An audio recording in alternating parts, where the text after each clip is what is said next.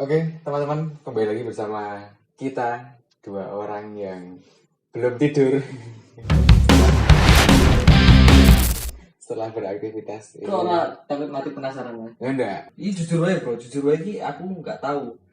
Saya tuh nggak tahu ini topik malam ini tuh seperti apa, jadi biar kita mengalur saja. Ini benar-benar tanpa skenario, tanpa skrip, tanpa teks.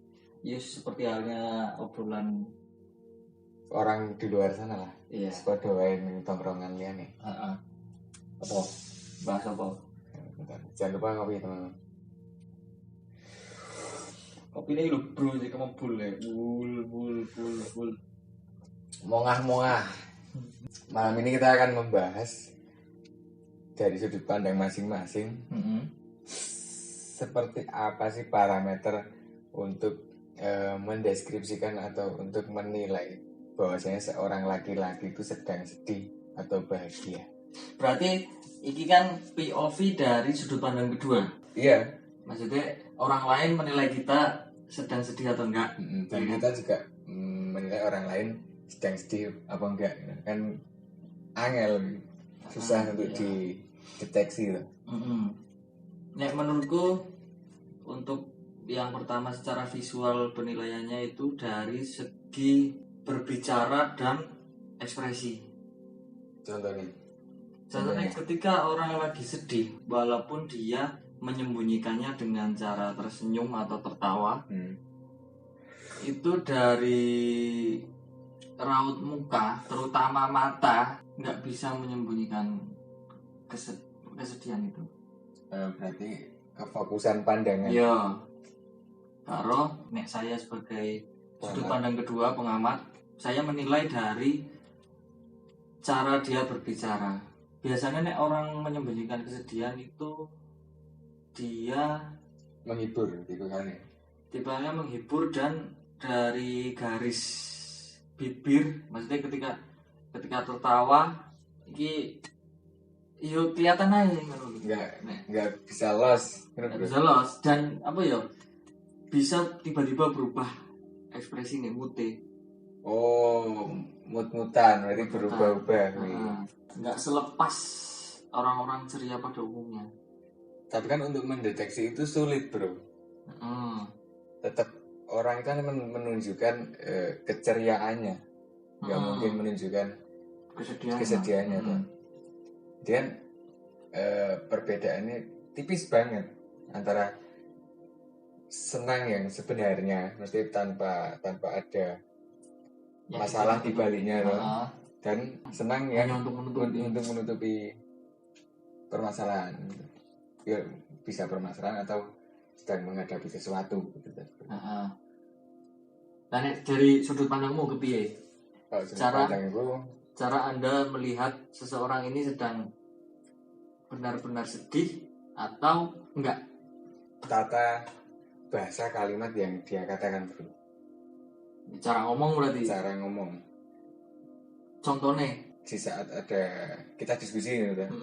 Terus kita ada masalah, terus nggak sengaja diskusi kita menyangkut dalam satu hal yang mungkin tidak sengaja bersentuhan dengan masalah yang kita miliki.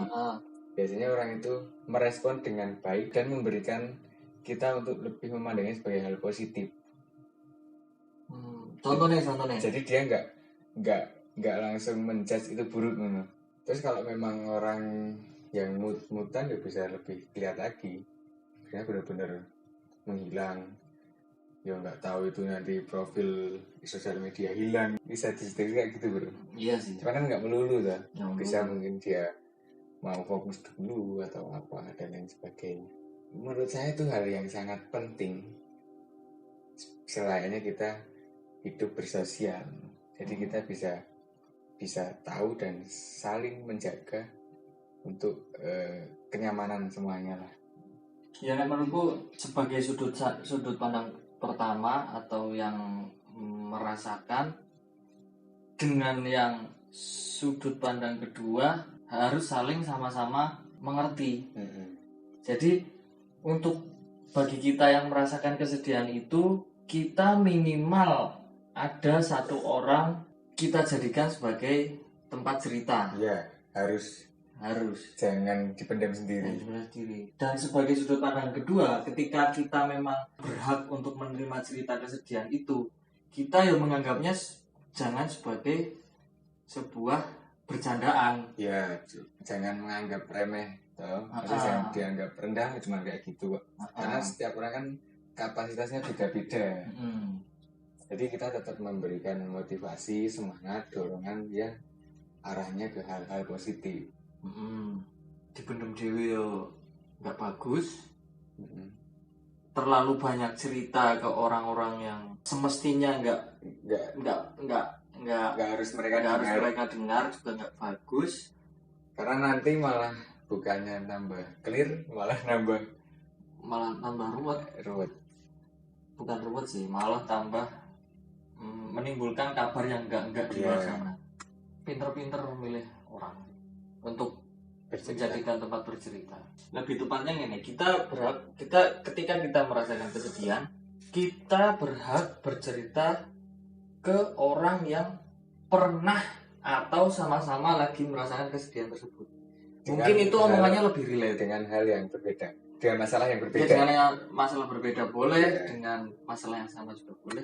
Mungkin itu akan lebih relate. Jadi selain adu nasib juga bisa saling menerima. Legowo, benar-benar legowo. Jadi strata untuk pemikiran kita itu berada di tingkat yang sama. Oke, bro. Ini sudut pandang ya, berbicara sudut pandang. Nanti pengaruhnya kalau kita nggak ceritakan atau nggak kita keluarkan hal-hal yang sifatnya masalah, nanti akan mengganggu dalam bersosial kita, mengganggu dalam kalau kita bekerja dalam pekerjaan kita. Itu kan berarti kan akan merugikan orang lain gitu loh, bro. Jadi bagusnya memang kita harus diceritakan ke orang yang tepat. Memang harus diceritakan, tidak dipendam sendiri. Hampir setiap orang itu pasti ketika kita curhat akan sesuatu, ketika kita menyampaikan unek-unek dan segala macam, biasanya rata-rata orang pasti menyarankan untuk bercerita ke orang tua. Iya. Dari sudut pandangku sendiri, karena saya terbiasa tidak bercerita tentang hal-hal kesedihan ke orang tua, ya akhirnya saya menganggap hal itu tuh sebagai pantangan. Bukan pantangan, lebih ke tantangan. Secara nggak langsung itu membuat batasan. Maksudnya saya nggak pengen orang tua saya itu menjadi ikut kepikiran tentang masalah anaknya. Nah, aku lebih ke situ sih. Maksudnya lebih ke nggak tega sih. Lebih nggak tega, dan kita di situ juga dituntut untuk menjadi pribadi yang lebih bertanggung jawab. Iya. Gitu, bro. Iya. Ya, men-challenge diri sendiri agar bisa menyelesaikan semua permasalahan yang terjadi.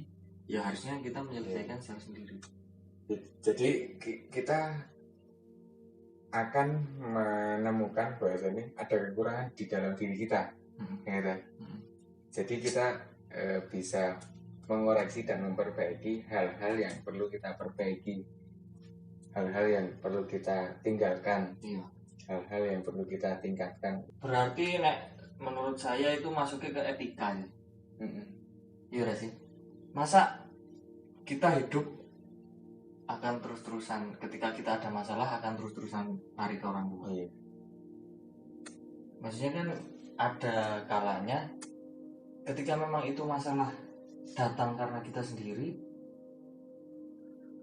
ya kita harus selesaikan sendiri. Apalagi dengan umur kita yang bukan anak kecil lagi.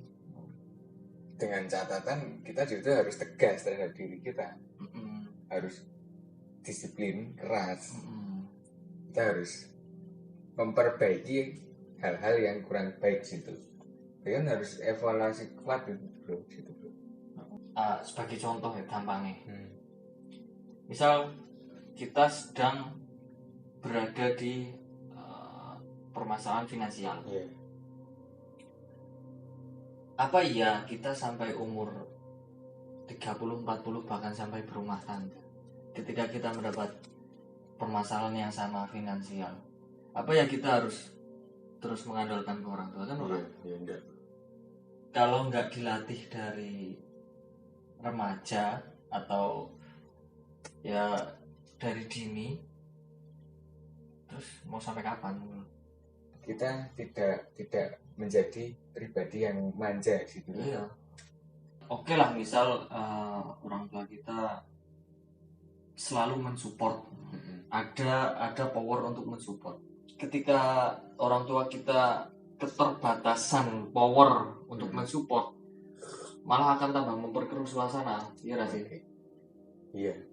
Kalau misal mungkin kepepetnya Itu kalau udah mentok, udah nggak ada solusi udah lagi. ada solusi di lingkungan terdekat, teman atau sahabat atau saudara udah nggak bisa ngatasi, mungkin memang jalan pulangnya itu orang tua. Tapi ya menurutku diusahakan dulu untuk mengatasi sendiri sih. Memang plus minus sih untuk hal kayak gitu.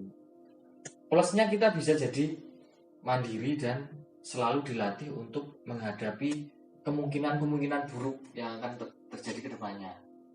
Minusnya kita jadi berjarak dengan orang tua. Maksudnya berjarak Apa ya berjarak itu kayak orang tua juga pengen menerima keluh kesah. sudut pandang orang tua anak itu ya anak seorang anak kecil. Cuma kan dari diri kitanya nggak tega yang nggak tega untuk menyampaikan. Berarti kan kita membatasi diri untuk tidak bercerita. Ya kalau itu naluri sih orang tua kan. Ya. Apa sih bro permasalahan seorang laki-laki itu? Asmara? Ya, asmara, tipikal saya ke asmara itu tipikalnya bodo amat sih. Oke. Terus ya. Kalau laki-laki itu menurut saya lebih bisa merasakan kesedihan tentang finansial dan pertemanan dibanding dengan asmara. Berarti kalau ada teman yang mungkin membuat kita kecewa, nah di situ kamu merasa lebih sedih daripada dikecewakan dari pacarmu. Lebih sedih. Teman cowok. Hobi ya, ya satu hobi, apalagi dengan notabene yang kita pernah setiap hari itu bersama. Kok pembahasan kali ini rano guyu-guyu deh bro? Ya nggak tahu bro, sebenarnya ngalur bro. Kan di awal kamu juga bilang. Iya. Padahal seperti yang teman-teman tonton shortnya, video di short, ini parodi bro. Begitu pembahasan ini serius. Sedikit ada isinya, cuman sedikit kecil. Ya gue karena kita mengaspirasikan persepsi kita masing-masing ya. Ya ini kurang netral. Dan ini yang terjadi di kehidupan nyata memang. Dan nanti kedepannya kita akan bahas lagi hal-hal yang lebih menarik dan sebagai media bercerita dan sedikit memberi pencerahan. Ya, biar kita lebih menuju ke hal-hal yang positif lah gitu. Saya harap di apapun pembahasan kita yang diambil positifnya. Iya, benar. Jadi yang diambil positifnya dan negatifnya ya biarkan saja. Ya teman-teman bisa menilai masing-masing karena kan setiap orang akan memiliki sudut pandangnya masing-masing. Ada yang pro dengan pendapat saya dan si bro, ada juga yang kontra dengan pendapat saya dan si bro. Karena itu kembali dari sudut pandang kami, anjay, SPK, sudut pandang. Oke, sekian teman-teman, akan berjumpa lagi besok. Kalau teman-teman suka video pembahasan random kayak gini, teman-teman bisa like, komen, dan kalau teman-teman pengen tahu updatean pembahasan apa kedepannya, teman-teman bisa subscribe. Terima kasih dukungannya yang udah komen, like, subscribe. Semoga kita akan menjadi lebih baik kedepannya bersama-sama. Oke. Dadah.